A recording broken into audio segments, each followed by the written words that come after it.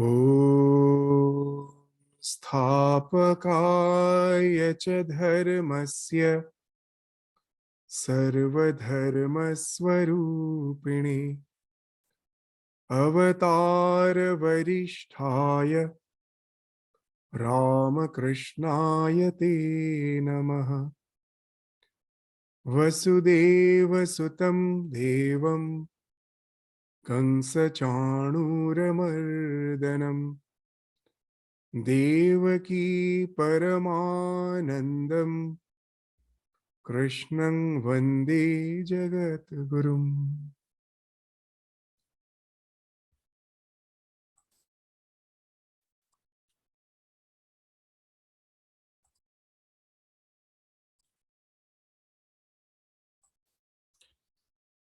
So in the last class, we started our discussion on the third chapter of Shrimad Bhagavad Gita. The third chapter is termed as the Karma Yoga, that how we can transcend the limitations of life and attain liberation through the path of action. The general notion is that the spiritual life and the secular life has a watertight compartment. In the words of Sri Ramakrishna, in the morning I wake up, I have my morning ablutions, I go for a shower, and then I have a special set of clothes. I wear that, enter the shrine in the corner of my house or the altar placed somewhere. I sit down, burn incense, light the lamp, offer flowers, offer some fruits, meditate for a while, have a very uplifted feeling, come back, change my dress. Now I am ready for going to my office. I wear my office dress and sit for my breakfast in the dining table. And now I'm a total different person. Now I'm a secular person. So whatever I did in the morning, that was spiritual. And now when I'm ready for my day-to-day secular activities, it has nothing to do with spirituality. It is a watertight compartment. So spirituality become just a very limited affair for half an hour, at the most 1 hour, before I sit for my breakfast. That's my spirituality.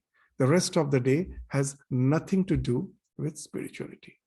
So that type of spirituality becomes a part-time affair.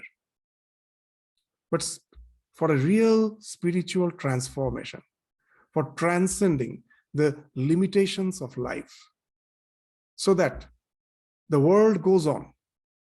Another wrong notion with spirituality is that the more I become spiritual, the more the problems of life will be set aside. They won't be there. That's another wrong notion. We can never get rid of the polarities of life. Sometimes we will be in the peak of ecstasy. Sometimes we'll be in the ebb of dejection and sorrow. That's what life is. It is extremely unpredictable. However, we may resort to spirituality, we can never be assured of the fact that there won't be any problem. Most of us go for the spiritual life with that type of expectation that all the problems will be solved. But the real spirituality has nothing to do with this stopping of all our day-to-day problems. It speaks of transcendence. The life flows as it is. We have no hand over it. The life is like that. The Shara Vikara will be there. That we are born, we will grow, and then at certain point, the transformation process will start. We will then start aging. The decay process will start. The death is going to be there. However, we may wear all those stones. However, we may go to such and such, this Baba or that Baba, who are very acclaimed to have just avert all the problems. Know it for certain. Till now, in the history of humanity. There is no one living eternally. It's all somehow we try to hoodwink ourselves. It never happens. That's why Swami Vivekananda used to say that for most of us, in the name of spirituality, what we are doing, we are actually taking recourse to gross materialism. In his word, very nicely has defined what is materialism and what is spirituality. He is to say where world is the goal, God is the means. I want this world. I don't want eternity apart from this life. That as a soul, I am eternal. I'm not bothered about that. In this body, in this life, and it extends to my family, to my wealth, that should be all okay. Nothing should be disturbed. So my goal is the world. And God is just the means. I pray to God, I don't want you. I want this world.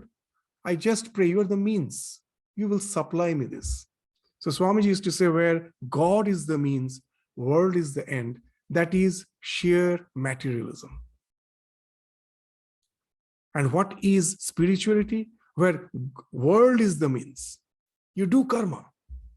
World is the means. This world is placed before you. In the words of Swami Vivekananda, it's not a pleasure garden where we have not come to enjoy the life. It is not a pleasure garden, but it is a gymnasium where we have came to make ourselves spiritually strong. We never go to the gymnasium for relaxation. We go and work hard. We work against the wet. We sweat for what? To grow physically strong. Similarly, the Lord has given this world to us as a gymnasium where we come to fight against all the evils through karma, through actions, but with a different orientation of mind. That will be spoken of in this chapter. With a total different orientation of mind, I do go on doing my actions, and that helps me to grow spiritually. When I change my orientation, the same karma, the same action, instead of binding me, can release me. Any action as such in its default mode has a tendency to take us spirally downwards, to bind us. But if you can change the orientation, and for that, the spirituality speaks of the designing. We come out of the default mode. We design. Just in a computer, you open a Word file. By default, you will find the margin is fixed to 2.54 cm on the left, on the right, on the top, on the bottom. By default. If you are not just bothered, you can just work on that. But you have the capacity to design. In the computer, it has been programmed. All this software has been programmed in such a way you can come out of the default mode. Now, I want more space. I can go on changing all the so-called the margins. I can make it 1.5 cm instead of 2.54 cm. So that is designing. So in this creation, God by default has made us such that we tend to move spirally downwards by leading a very egocentric life. And at last, it ends up nowhere. We find we have ended up in a blind alley. With all our ambitions, with all our wealth, we thought we can do anything and everything. And at last we find that we have ended up in a blind alley before we cannot proceed anymore. Or in the words of Swami Vivekananda, we were on an adventure and suddenly we find we are on the edge of a precipice. One step ahead, you are gone, you are annihilated. That means your death. That's what egocentric action is bound to lead us. So when you change that orientation, you become aware of the fact that all the actions you are doing is not you who are the doer. It is not you who are the enjoyer. This world is meant for enjoyment, but it is not the egocentric enjoyment.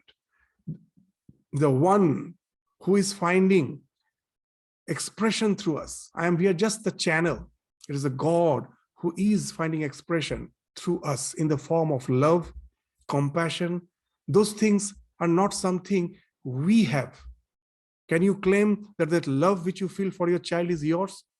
Isn't it the fact the moment the child is born, you don't have to will that I will love it. The love spontaneously from your heart. You have been designed that way. How can you claim I love my child? It is a God who has implanted that love in my heart through which he is taking care of his own creation. So I am just the instrument. I am just the channel. Through me, God is working.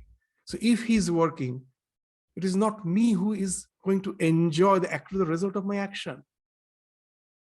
It is he, it is for his enjoyment. This world is the expression of his joy. He also has no purpose. If he had some purpose, the creation, behind the creation, he wouldn't have been a free person. We say God has no bondage. What is the cause of the main bondage of us? The purpose. That we find I have some limitation. That's why we try to go out of that limitation. So any purpose speaks of bondage. If there was a purpose behind the creation, then God also would have been a bound person. There is no purpose. Then why he has created? We use an allegory to understand that it is expression of his joy. It is his lila. Wow. When a small child is playing, you give him some synthetic clay, you will find a wonderful thing. Sometimes just out of play, he makes a wonderful, there's some structures, some buildings, and the entire city he has created, highways, flyovers, and then the next moment it will break it and make something else. So why the child is making and unmaking all those things? He has no purpose. The child, the life is spontaneous, full of life. And that spontaneous life finds expression through all those activities. It is a joyous, it's a mode to express its joy. It has no purpose. So God's creation is also like that. It is his lila. He has made us out of him and gave us a sense of separate identity. Otherwise, in the words of Ramakrishna, there cannot be lila pushtai. Lila pushtai means you cannot get the real joy out of this game. If you have the sensation that I am alone playing, you can never enjoy. So he has created intentionally that sense of you and me. He has created me out of him and given me a sense of individuality. I understood this that very well when I was in school long back in India. So we in Ramakrishna Mission, we have school centers and they are mostly residential schools. And in those schools, we find that throughout the day, as there's a wonderful routine in which the students are just bound, you can say, so that they're disciplined. They lead a punctual life. So apart from their school hours, they do have hours for their study. And it being a residential school, we have to look after them even when they're studying. So when I was new to this type of setup, the first impression, the students are very, very disciplined, calm and quiet in the study home, in the study room when they're studying, there is no noise. Silently they're studying. But my senior monastic member, who is an experienced person who is doing that work for a long time, he told, don't think these boys to be so nice. They have their own ways to do mischievous things. As they're under the discipline, under surveillance, they appear to be quiet. And then one day we were just with him, I was moving around on the veranda, on the balcony, which is common to all the classrooms. Apparently it appeared all the students are studying. Suddenly my senior monk stopped and pointed out to one of the students. He told what he's doing. I told he's studying. And it appears to be he's taking some notes. Look intently. When I looked intently, then also I couldn't find out. Then he showed a very interesting thing. The boy was constantly turning the page and writing something. He told, can anyone take notes that way? If he's taking notes, he has to study the page, but he's constantly turning the page and writing something. Coming back to the same page, turning the page a little and not fully he's turning. Just as if he's seeing the page number, nothing else. Just seeing the page number, coming back to the same page, writing something. So we soothingly went and stood behind the boy, and we found an interesting thing. In the page, in the notebook, the page, the name of the cricket players were there. In one page, it was the name of the Indian cricket players. Today, you have the India-Pakistan match here. In the another page, it was all the Pakistan players. And what he was playing, later the senior monk explained, it is called book cricket. So when you turn a page, the facing page is having the even number. The page which you are turning, that page are having odd numbers, and the page which is flat, that has the even numbers. And you will find an interesting thing. Even number means what it will be, either the last digit will be 0 or 2 or 4 or 6 or 8. There cannot be any other option. So 0, 2, 4, 6, 8, these 5 options are there. So when he just randomly turns the page, and if he finds the page ends with 0, means the player who is batting is out. If it is 2, he has scored a double, 2 runs. If it is 4, he has scored a boundary. If the last digit is 6, he has scored an over boundary. And if it is 8, there cannot be a score called 8. So it is just a single.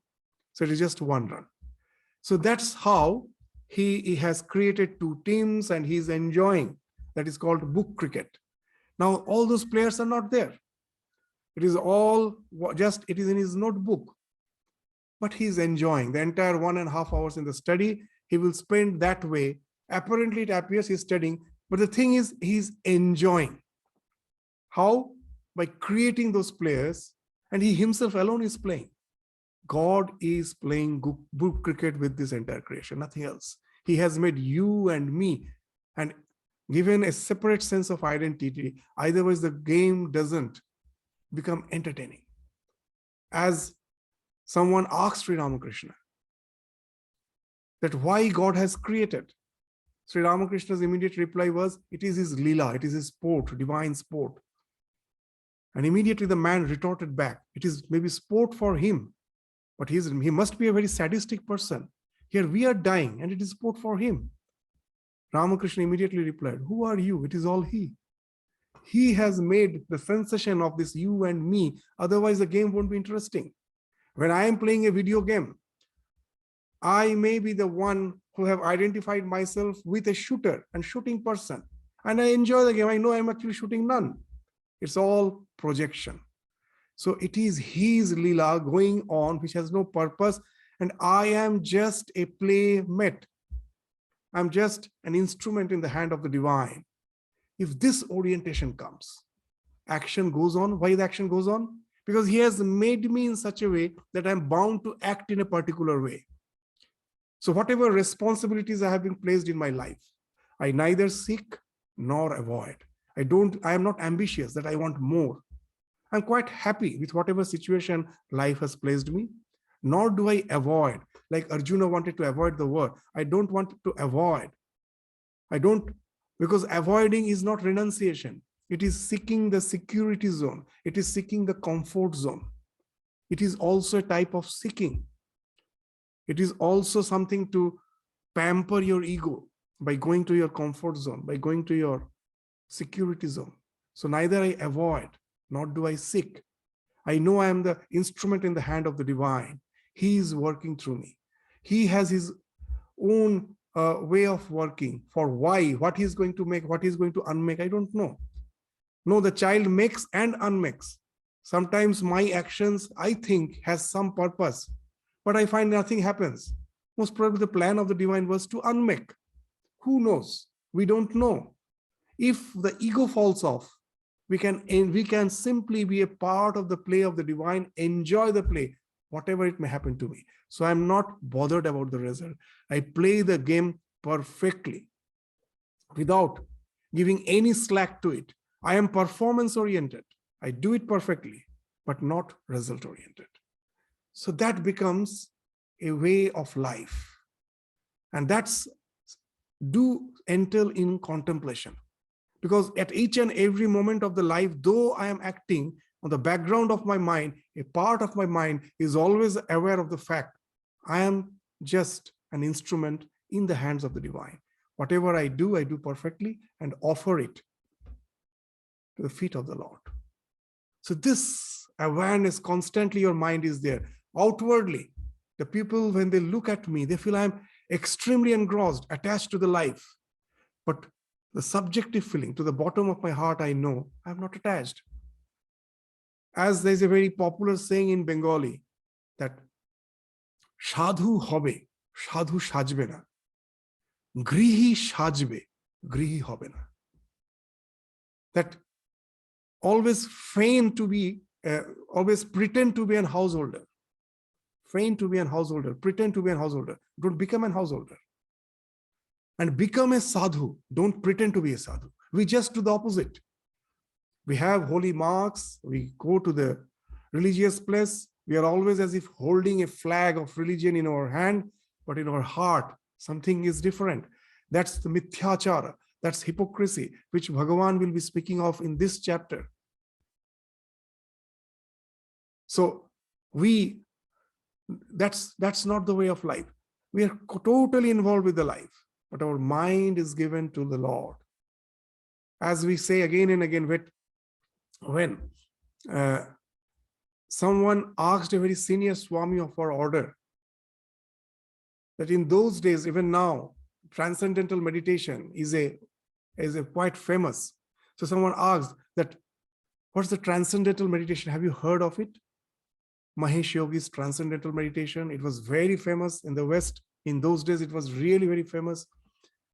Many people were adopting that way of meditation. So this novice never knew what transcendental meditation is. So he went to a very old monk. He was leading a life of a recluse. He has retired. He was just staying in one of the quarters of our headquarters, which is meant for the old monks. He was staying there, Arogya Bhavan. So someone asked, this novice asked, Swamiji, have you heard of transcendental meditation? The Swami was very jovial, very funny. He told, no, I haven't heard of transcendental meditation. Guru Maharaj, Sri Ramakrishna, has taught us dental meditation. So this novice was really taken aback. What is dental meditation? And then the Swami told, Sri Ramakrishna used to say that when you have a toothache, wherever you may go, whatever you may do, you can never forget that. It is always, you're kept, a part of your mind has been kept in that pain, even it's in the background, always there, whatever you may be doing. So let God be your toothache. Never forget him. As long as you have your responsibilities, with one hand, hold on to God, with another hand, go on doing your work. When your work is over, with both hands, hold on to the Lord. How nice, simple words, which speaks of this karma yoga, the same karma yoga which Sri Ramakrishna is also speaking. All the spiritual teachers, if you go to their teachings, none is saying to run away from the life. As we started the Bhagavad Gita with that discussion, that fear is an acronym, which most of us use it in the sense, forget everything and run. But we can use it in a different way. We can design it. How? Face everything and rise. Face everything. Be in the life, be in the turmoil, but let your mind transcend it by keeping it in the feet of the Lord. So this is the trend with which the discussion will go on. We already started. So in the fourth sloka, which we were studying in the last class, what it is being mentioned, let us start studying that. This is the idea. The same idea which we were discussing is being spoken of by Bhagavan Krishna. He is speaking to Arjuna. What he told, what he mentioned, what is instructing Arjuna? Na karmanam anarambha, na karmanam anarambhat, naishkarmyang purushošnute, na cha sanyasanadeva siddhing samadhi gacchati. So just by abstaining from action, a man can never reach the state of actionlessness. Na karmanam anarambhat. Without starting an action, you can never reach the state of actionlessness. You may say, how? It appears to be queer. That when I'm not acting, then I'm actionless. How can I just become actionless by starting an action? So there are two ways that we misrepresent this idea, misinterpret this. So first, we think that it is not possible, that once I start action, how can I become actionless? And some who go to the other extreme, who think that action is the karma is there for my chitta shuddhi, purification of my mind. When my mind becomes pure, then I need not have to do action. Then I can become actionless. That's the other extreme. Bhagavan is not indicating either of them. When he says, na karmanam anarambhat naishkarmyang purushashrate, in the last class, we just started the discussion with an example. Just forget about spirituality. In our day-to-day life, let us try to understand this idea of actionlessness through action. Your car is just standing on the garage, on the carport. It is actionless. But is it meant for that? Have you bought the car to just to keep it in the garage? No. It has some other purpose. It has to move. So you start the car. You press your feet on the accelerator. The car accelerates. It's on the highway. Will you go on accelerating the car? After some time, you release. The car, because of its momentum, is moving. Are you doing any action? No. Isn't it? The car is moving because of its own momentum. So it is this state of action. So it is moving, but at the same time, it is not acting. Means you are not acting on it. It is moving because of its past momentum. And that's the state of actionless which Bhagavan is speaking of here. Why? How? That if you are sitting idle, the next line will that will indicate the same thing. You may say, you may feel that I am not acting, but that is mithyachara. Why? That though you are not physically acting, but your mind is extremely active. When you are in your default mode, there are so many mental modules, thousands of desires. Your mind has various subsets of mind, each having its own stimuli response conditioning. There's thousands of them. They all try to draw your attention. They all want to be all want to be pampered. Just like the granny sitting and the grandchildren all are sitting around her, they all want to be pampered. Somehow they want to draw her attention. They never will let the granny to relax. They're all disturbing. They all came for the holiday and granny finds no relaxation. All the children are trying their best to be pampered by their granny. The same thing happens with our mind. We have pampered all these children, grandchildren for such a long time. They all want to be pampered. So they never let you free. When you're sitting freely, apparently you're doing no action, but that is monkey mind, constantly is busy. Is it really without action? No. But now you start your action and you are not bothered about the result. I have to do the thing perfectly. When you're thinking of the result, you go to the future. Either you're repenting, oh, I have not done the thing correctly in the past. What will happen to me? You're not going to the past, not going to the future. Let us forget, be in the present. At present, I have this work in my hand. My only goal is to do it perfectly. Jan sadhan tan siddhi. If you go on doing your work with full attention, the result is bound to follow. So you need not think of the result. You do it perfectly. Because even if the result is something unpredictable, you can never gain anything just by thinking of it. It is just a worrying. So why just to go on worrying about what may happen? Forget about it. Just by worrying, you cannot change its course. Let us forget about it. Give our full attention to the present. If you can do that, forget about any spiritual orientation. Just I have developed that faculty of doing whatever action is in my hand to do it with full focus. I just get fully absorbed with it. In no time, as your mind never do multitasking. It can never do multitasking. It can only have one thought at a time. It can never do multitasking. We think the mind does multitasking. It never.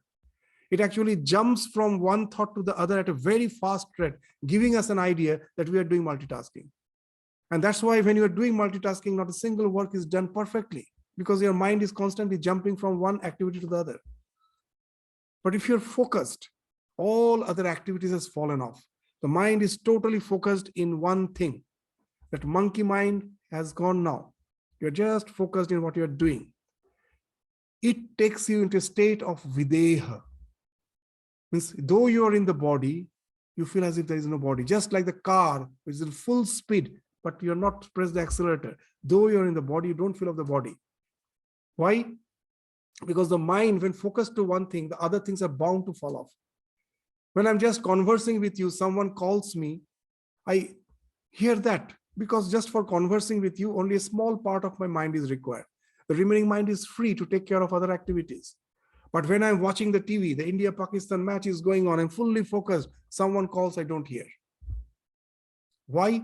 As the mind has taken up the entire thing which is going on the TV, that no part of the mind is free for taking care of other activities. The sound enters the ear, but it cannot connect with the mind, because the mind is busy with something else.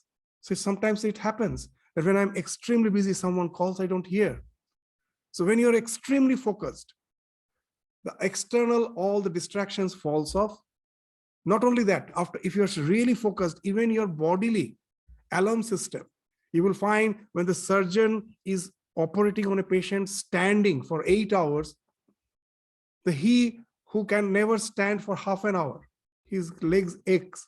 But when he's in the operating theater, operating on a patient for 8 hours, he's standing. He feels no pain. He never feels thirsty. He never feels hungry. He doesn't feel tired. Because hunger, thirst, tiredness, body ache, all these are alarm system of the body. These are biological alarms.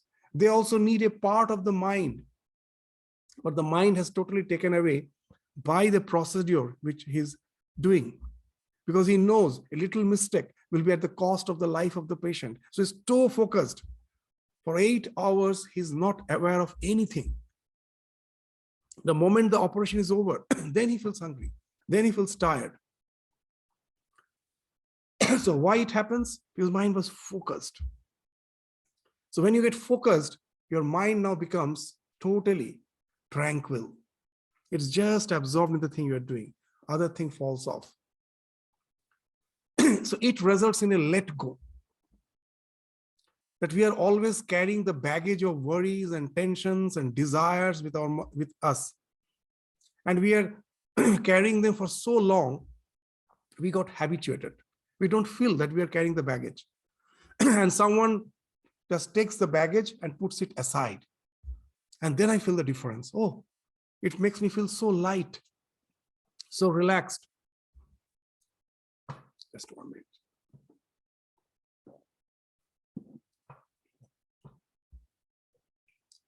So the same thing happens here, that you enter into a state of pure bliss. And that's the bliss which has no end. Can you think of any worldly pleasure which you can which you can continue for 8 hours, 9 hours? From the morning, you prepare a dish, in 15 minutes, 20 minutes, it's over. And then what you do? You don't know what to do with your time. You were thinking that I will enjoy my meal. For how long? Any sensuous pleasure ends up very quickly. You're satiated for the time being, and you don't know what to do with your time. You're bored. And again, it comes back next day, and you are slave to it. Every time you have to repeat it. Now it forces you. But this type of joy, the one who is a musician, the one who can really dive deep into the work he's doing and gets totally lost in it and enjoying the pleasure out of it. So what you're doing is not important. How you're doing is important. The same CEO who enjoys his work in the office can enjoy a simple work like brooming the house, because he has learned the art of focus and go to a state of flow where the mind has, all the distractions has fallen off. And he gets a terrible joy because the mind is now free from all distractions. And that's the state which, though you're in action, is actually a state of actionlessness. So now you will understand. That's why many say that Bhagavad Gita sometimes speaks something which appears to be a bit contradictory, queer, because we have never tried to understand it between the lines. There is so much meaning hidden between the lines. So you can enjoy the state of actionlessness only through action. Na karmanam, and that is never possible when you are not doing any action at all. If you're sloth, you're lazy, know it for certain, your mind is a devil's workshop. Something is going on. Outwardly, there is no visible sign, but subjectively, you know what's going on there. We can make a show of spirituality that way. That is a mithyachara, Bhagavan will say. That is type of hypocrisy. So in the second line, what he's saying, Nacha sanyasanadeva siddhing samadhigachyati. Not by mere physical renunciation does anyone arrive at the perfection. You can never. So you have to be a part of this game, dive deeply, and try to be totally focused. Be performance oriented. That's the thing which Swami Vivekananda learned from Pavhari Baba. When he visited Ghazipur, Pavhari Baba, the great saint, when he was meditating, he used to forget the world. But when he used to come down from his meditation, he used to do all the worldly activities, his whole household chores, like cleansing the utensils. The puja utensils generally is made of brass and copper. It takes a lot of care and time to polish them, to make them shine. It very quickly will develop a layer. So every time you have to just go on polishing it to bring back that shine. And he used to do that meticulously. And Swami Vivekananda was puzzled. This man who is a realized soul, who gets absorbed in meditation, and then he comes down from meditation and gets so meticulously absorbed in all these so-called trivial worldly activities. How is it possible? So he went and he just asked Pavhari Baba that how can you be involved in such small activities? And Pavhari Baba's reply was, Jan sadhan tan siddhi. That whatever you are practicing, forget all the goal, that all the results which we are expecting, forget about them. Siddhi is all the results which we want. Forget those siddhis. Your siddhi is jan sadhan. What you are doing, to do it perfectly alone is your siddhi. That is your only the goal at that moment. Do that when you're meditating, forget the world. When you're working, then also you forget the world. Be involved in that activity. For us, as we don't do the activity properly, when we are meditating, we think, oh, that work has not been done properly. So at the time of meditation, we are thinking of the work. When we are doing work, we want to escape the work. Oh, when I will get time for meditation. So neither we are doing the work perfectly, nor we are meditating. So here, Bhagavan actually, by saying that through action, go to the actionlessness, is saying, be at present.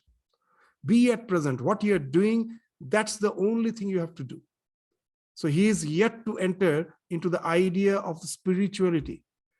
This karma yoga is a really vast subject, and it is meant for all. If you are an atheist, then also karma yoga is for you. Without the idea of God, just with the idea that what you do perfectly. Forget everything else. Don't think of future. Don't think of past. Be absorbed in it. That can give you a transcendence, a joy, because all your so-called, the vagaries of the mind has fallen off. And that entails in Chitta Shuddhi. Your mind gets purified. The entire, the gamut of spirituality. The entire gamut of spirituality lies there. It lies in purity, nothing else. That's why Swami Vivekananda, when he was in the West, preaching. So as in the West, people are very much familiar with the Bible. They're mostly Christians. So that this type of lines are there in all scriptures. It's not that only in the Bible that line is there, that blessed are the pure in heart, for they shall see God. It's a quotation, it's a word of Jesus Christ. The blessed are the pure in heart, for they shall see God. So these lines, even in Islam you get, even in Hinduism you get, but as he was in a Christian land, preaching the Christian people. So one day he stressed the importance of this purity. He's quoted this line and told a very interesting thing. If all the scriptures of the world are damaged, it's lost. All the so-called religious practices which you have developed, we forget about them. And somehow you unearth only this one sentence of Jesus. That blessed are the pure in heart, for they shall see God. You know it for certain. The entire spirituality will evolve. This one line has the potentiality to bloom up, to evolve again, all the spiritual, because the entire spirituality lies there. Purity, cleanse the mind, because the reality is something which we won't have to achieve. We don't have to attain the spiritual state, because that is something inherent in us. It is in Sanskrit, there are two words, prapti and apti. Prapti means to get something. Apraptasya prapti is prapti. The thing which I don't have, to get that is prapti. And in Bhagavad Gita also, in later chapters, they will use the word apti, not prapti. Apti means to get something which is already yours. You are somehow forgetful about it. Suddenly the housewife is running hither and thither frantically. Where is my chain? The precious golden chain. It has got somehow hidden within the folds of her sari. It is there in her neck and she is frantically searching. And then someone points, wow, what a wonderful lady you are. It is there hanging in your neck. And then she finds, oh, it was with her. Somehow she was forgetful about it. And then it is already there. So we are forgetful about your real nature. The ignorance has clouded our intellect. So that intellect has to be purified. Nothing else has to be done. The spiritual entity within us automatically gets revealed. So that's why the entire spirituality lies in that purity. So even without thinking of God, just by doing the action perfectly, forgetting it past, forgetting future, leaving out all worries, leaving out all dejections, all our tensions, stress. I'm doing the work perfectly, whatever I'm doing. That alone can lead you to a state of Chitta Shuddhi. And that Chitta Shuddhi itself is, you don't have to get something else. That itself is a cash down payment. Immediately you get the payment in the form of pure joy, bliss. Those who have experienced it, they know what's the art of doing any action. They have experienced that. So they do anything. Even in the life of Ramakrishna, we find very interesting. The one who is always used to be in samadhi, when he comes down from the samadhi, he does everything meticulously. He's in in India, there are so many ways to utilize the space. This is a poor people, poor country. The space in those days, that in your house, a small room. Now there are so many things you have to keep. How to keep? So the space below the cot, that also becomes a space for keeping things. So you will find in the villages, now those things are not much visible, but in the olden days, they will raise the cot with bricks. They will keep some 2-3 bricks. And on the top of the bricks are the pegs of the cot, or the legs of the cots are placed on that. So that way you have raised the entire cot. So now those bricks also are used as racks, because the bricks are a bit bigger than the legs of the cot. So it has some space. So in one of those leg, on the bricks of that, the leg of the cot, the peg of the cot, Sri Ramakrishna used to keep one small knife. He used to use for small, you have to cut some fruit or something, that knife was there. And one day, some boys came for picnic. They came for picnic in Dakshineshwar, and they forgot to bring knife. They have to now cook food, cut vegetables. So they came to Ramakrishna and asked, sir, can you just borrow us a knife? He was not willing, because he has the idea that these boys are extremely undisciplined. They will forget, they won't return. So he was not willing. At last, as they were insisting, he gave them. After giving, when they were all, first he told, don't forget to return it when you go. They told, yes, sir, don't worry, we will return. Now they were almost halfway to the spot of the picnic. He called them again. Hey, please listen. So they came back. Don't forget, just to say that, don't forget to give that knife. They were really irritated. So, sir, please don't worry, we will. Now they went for the picnic.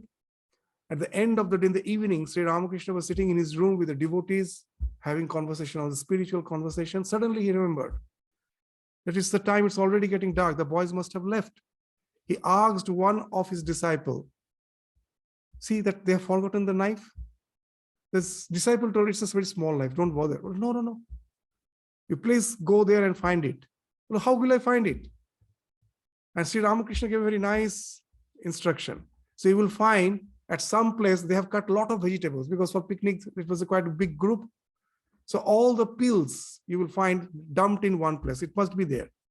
And you just go on, just move that peels. You just scribble over it. You just go on handling it. You will find somewhere that knife is there. You just remove the peels, you will find it there. And that disciple really got, when he removed that heap of peels, he got the knife there. He brought it and was just going to keep it in some rack. Ramakrishna told, go and wash it nicely. Again, he, after washing, he came back and was just going to keep it on the rack. Ramakrishna again told, wipe it nicely. No water drop should be there. Wiped. Again, he was going to keep it in the rack. He told, no, not there. It's in the brick on which this peg of one of the peg of the cot is kept. Now this boy was really fed up. He told, you are so just attached to this small knife. And what Ramakrishna told is interesting. Now, just see what he's saying, that at the dead of night, if I need this knife, where will I search? It's like us in the computer where we have saved our file, we don't know. So half of the day is gone in searching your file. So as you are not doing the thing perfectly, you waste your time. So Ramakrishna is saying, in the dead of night, if I need, even in the dark, if that knife is required, I know where it is. If you keep it anywhere, how will I find it? The first thing. So keep it in the proper place. And why I was so much that about this small knife, I was so much worried, because I don't earn a single pie. I am just immersed in the thought of God. The people, they think that I have to be taken care of. God has given that, God's compassion is working through them. They come take care of me. Now it is their hard-earned money. With that money, they run their family. From that, they save a little. And with that, they buy this thing. If I lose this thing, I will again have to ask from someone. So it may look so trivial, but it is very precious, very precious. So it has to be taken care of. There shouldn't be any rust. It shouldn't be lost. So just see a man of realization, when he's coming down to the world, he's so meticulous about small things. And that's why he used to observe when anyone used to come to Dakshineshwar to get instructions from him in spiritual life. So they will come into his room, sit down and say, sir, I have came for some spiritual instruction. Ramakrishna will say, wait, please sit here. And he will go out of the room just to see how that man has kept his slippers and his umbrella and other belongings. If he finds that the slippers are all scattered, one slipper is here and the slipper is somewhere else, the umbrella is somewhere, he has just thrown the umbrella, the bag is also lying, most probably has thrown it. He will come back and say that Rani Rashmani has made this temple garden. There are so many beautiful temples. There are so many beautiful gardens. Please go around and have a look. He will never instruct them in spirituality, because they found that the basic disciplining of the mind is not there. He doesn't know how to keep his shoes properly, to come and open the shoes, keep it, the cape, because when he comes back, he will have to search his shoes. So keep it properly, keep the umbrella near it, tidy it nicely, the bag. So just by seeing these small things, he will understand the state of the mind. So that's why we say that cleanliness is next to godliness. When you are orderly, you keep everything clean. That speaks of your clean mind. And the clean mind speaks of your more nearness to God, because all the shadows has fallen off, all the clouds has fallen off. Your divinity, which is inherent, that becomes manifest. So cleanliness is next to godliness. So these words, within these simple words is the entire philosophy of Karma Yoga. So that's the thing which has been spoken of in this fourth sloka. Nacha sanyasanadeva. Just by mere physical abstinence, you can never attain perfection. If we do that, Bhagavan will be saying we will be resorting to mithyachara. It's a non-productive. Mithyachara means two. One means hypocrisy. And again, it means mithya achara. You're doing something which is not going to produce any result. Mithya achara. So sometimes we sincerely believe, it's not that we are doing hypocrisy consciously. We sincerely believe to be away from the world, trying to dive deep in meditation, not to get engaged in any activities. That's the only way out. So Bhagavan, he's saying that is mithyachara. It's not, you're not hypocrite. It's not that you're really hypocrite. You are sincere about that thought. But all this endeavor will not result anything.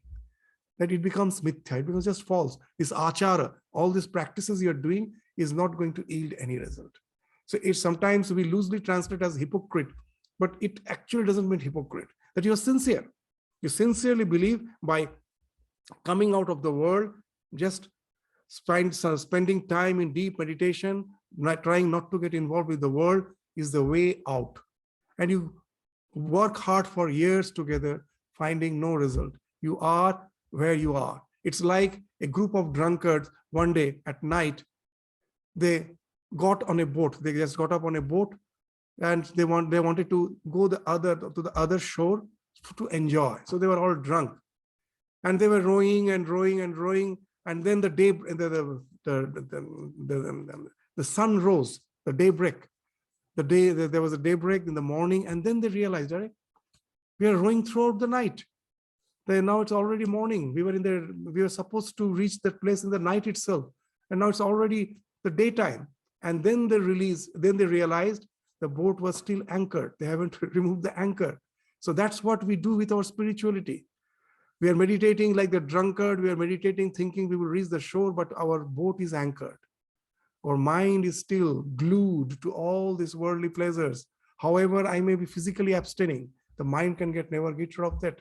So it all becomes false endeavor. In that way, it is a mithyachara. So that's what Bhagavan is speaking on this fourth sloka. So this idea will be reinstated again in the next few slokas. That fifth till eighth sloka, this will be reinstated.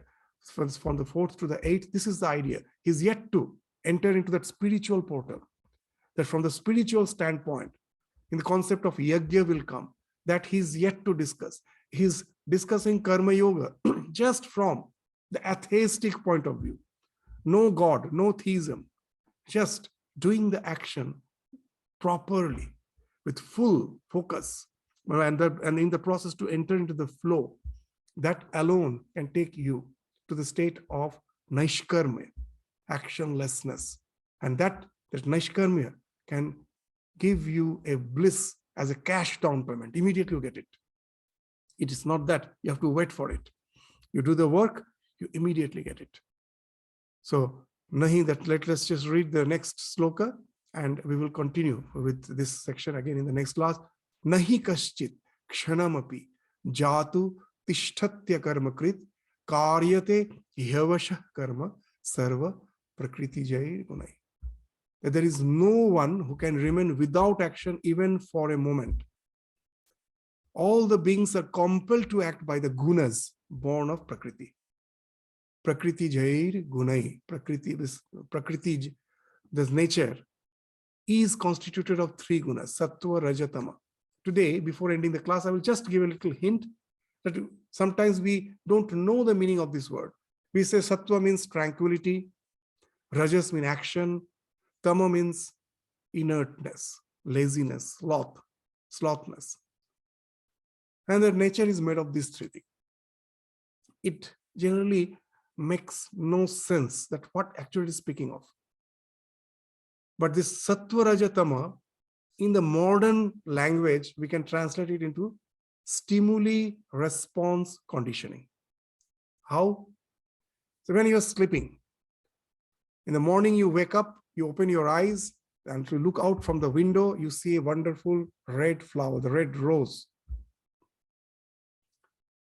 And this thing, that red rose, you feel drawn. You are a devotee, you feel drawn, you go, you pluck the flower, bring it and offer it to the altar. Now, what has happened? When you have closed when you were sleeping, the idea of the flower was there in your mind. It's not that you don't know what flower is. When in the morning you wake up, you see the flower, the stimuli. As a stimuli means that there is something outside which you perceive. The centers in your brain, which already has the concept of flower, which all together combines to form the concept of flower. It's all piecemeal perception.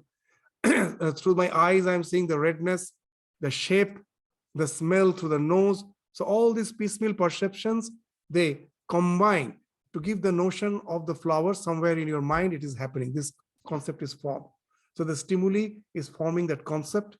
And now it is finding expression as rajas. You're going out to pluck the flower as per your temperament. If you're a devotee, you go and give it to the altar. Or if you're just the lover of beauty, you just cut the stem and keep it in a vase, most probably in some table in your house, maybe not into the altar. So as per your temperament, you react.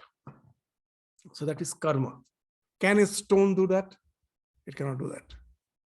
So all these living creatures, the moment there is a life, you will find this interplay of these three gunas. Stimuli speaks of sattva. You're not doing any action, you're just perceiving. All the stimulus speaks of sattva, illumination. Sattva is illumination. So all the stimuli is illumination. And what is tamas?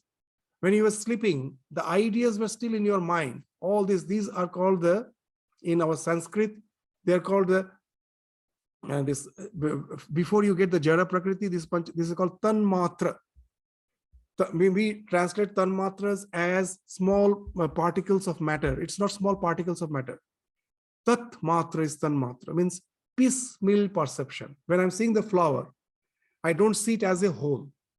The redness is perceived at some part of my brain, the shape at some, even the modern neurology will say that the entire flower is not perceived as a whole in the brain.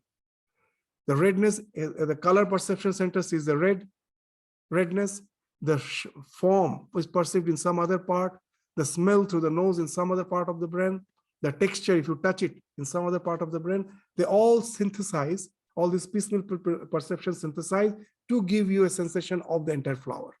Then the Panchabhuta comes into existence. They are Panchikrita. All the five have mixed up. It has become a hodgepodge to give you the sense of the whole. So all these ideas of redness, of the color, the texture, the smell is already there in your mind. The moment you perceive, they were in tamas, in your mind, they were lying. All these, that's why they call the tanmatras, panchabhutas, are the inert state of nature. They are in your mind, not outside. In your mind, they are yet dormant, lying there. All those ideas, the concepts, they're lying dormant. The external stimuli activates them. You perceive, it gets illumined. And then it gets converted into rajas, activity. You go out, you pluck the flower, offer it to the altar. So now you will understand this three guna is actually stimuli response conditioning. From a small bacteria to the human. What's the expression of life? That particular stimulus, even in a petri dish, if there is a nutrient in the middle, all the microbes will be drawn towards it. A particular stimuli finds expression as a particular response. If there is a toxin, they will be moving away from it. So from a small microbe to the human being, we are a complex system of this stimuli response conditioning. So life means the stimuli response conditioning. Can I go beyond that? I will be inert matter. So now you will understand when Bhagavan is saying that you cannot stay a single moment without action, because we are the product, that the life is a product of this stimuli response. The external stimulus will be there and you will be reacting consciously or unconsciously. Even unconsciously within my body, digestion, assimilation, hearts, this beating, the working of the lungs, I'm not aware of them. They're going on, and they are going on because of the stimuli response conditioning. Can you stop it? No. So nothing, that way you cannot stop action. Stopping action means death. So when you are even in an ICU, there is no sign of life, lying just like an inert body, but the doctor comes and says life is still there because the ECG shows some curve, some up and down. The moment the ECG becomes flat, now you have death. So when the ECG has become flat, then only there is no karma. Till before there is karma is there. You cannot stop karma. Karma is there. This is because of the stimuli response conditioning. It's going on. The stimuli response conditioning is the Prakriti, which is made of three gunas, Prakriti, Jaya, Guna, these three gunas. It goes on. You cannot stop. So as you cannot stop, don't try to stop it artificially, externally, forcefully. You cannot. No one tries to stop the fan by holding the blade. He's a fool. You just have to switch off the fan. Switching off means switch off the desire. The fan will still revolve for some time because of its past momentum to stop ultimately. So that's the idea. Don't try to just stop the fan by holding onto the blade. You will damage yourself. You will damage the fan. That's what we do in our spiritual life by forcefully trying to get rid of all our actions. We damage ourselves. We damage others. The way is switch off the switch of desire. I have to get something out of this. I have to get something out of that. This egocentric activity. You switch off and then the action goes on as per your past momentum, ultimately rendering you freedom. So that's the thing which Bhagavan is saying. So you can never be beyond action. The action has to continue. So that's what he will be speaking of in the fifth. He's speaking in the fifth. So we will continue with this discussion again in the next class. Thank you all. Namaskars.